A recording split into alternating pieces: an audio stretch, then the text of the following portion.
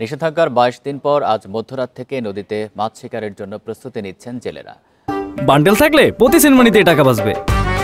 বিকাশ send money bundle কিনে জিতুন প্রতি লেনদেনে। আরো জানাতে লক্ষ্মীপুর থেকে আছেন সহকর্মী আব্বাস হোসেন। আব্বাস, আজকে মধ্যরাত থেকে তো জেলেরা মাছ ধরার জন্য যাচ্ছেন, সে বিষয়ে প্রস্তুতির বিষয়ে জানাবেন। 4 অক্টোবর থেকে 25 অক্টোবর পর্যন্ত লক্ষ্মীপুরে যে অভয়াশ্রম হিসাবে মা ইলিশ এবং গাটকা সংরক্ষণের জন্য যে দেওয়া হয়েছে সেটি কিন্তু আজকে শেষ হচ্ছে।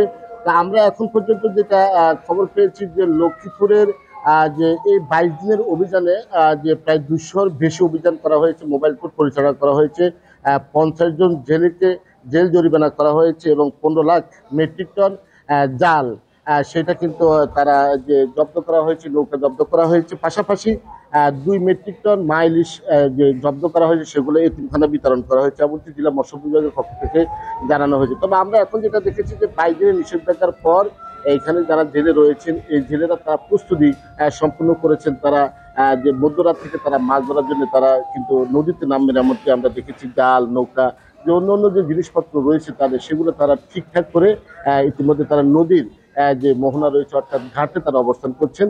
নিষেধাজ্ঞা উঠে যাওয়ার পরে তারা মাছ শিকারে তারা নামবেন এমনটি বলছেন জেলেরা। তবে জেলেদের একটি অভিযোগ, প্রতি বছরে তারা যে পরিমাণ খাদ্য সহায়তা পাওয়ার কথা এবারও তার ব্যতিক্রম হয়নি, এবারও অনেক জেলে পায়নি এমনটি অভিযোগ করেছে। তবে মৎস্য বিভাগ থেকে যেটি জানানো হয়েছে এবার 1104 মেট্রিক টন যে বিজেপি চাল বা 44,000 জেলেদের মাঝে বিতরণ করা হয়েছে। তবে লক্ষ্মীপুরে প্রায় 56,000 জেলে রয়েছে, এর মধ্যে 44,000 জেলেদেরকে বিজেপির আওতায় আনা হয়েছে, পর্যায়ক্রমে অন্যদের আওতায় আনার কথা বলছেন জেলা মৎস্য বিভাগ। তবে এখানকার যে এবারে যে মাছের যে উৎপাদন লক্ষ্যমাত্রা নির্ধারণ করা হয়েছে 23,000 মেট্রিক টন, যা গত বছরের চেয়ে 500 মেট্রিক টন বেশি, এমনকি মৎস্য বিভাগের যিনি কর্মকর্তা রয়েছেন যে আমিনুল ইসলাম তিনি জানিয়েছেন। তবে আমরা যেটা দেখেছি যে লক্ষ্মীপুরে যে বিভিন্ন যে ঘাটগুলো রয়েছে প্রায় 30টি ঘাট, মধুচৌধুরী ঘাট, মতিরহাট ঘাট, লদুয়া এবং চেয়ারম্যান ঘাট, আলেকজান্ডার বাজার সহ যে বিভিন্ন যে ঘাটগুলো রয়েছে সেগুলো আমরা দেখেছি যে সেখানে জেলেরা তারা কিন্তু প্রস্তুতি নিচ্ছেন,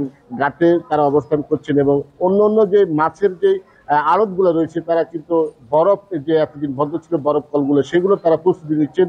অর্থাৎ আর মধ্যরাতের পর থেকে তারা মাছ ধরবেন, সেগুলা সংরক্ষণ করবেন বা তারা বাজারজাত করবেন এমনটি প্রস্তুতি আমরা দেখেছি ঘাটে। তবে এবারে অভিযান সফল হয়েছে এমনটি এখানকার যারা যে মৎস্য বিভাগ বা প্রশাসন তারা দাবি করেছেন। লক্ষ্মীপুর থেকে জানাচ্ছেন সহকর্মী আব্বাস হোসেন।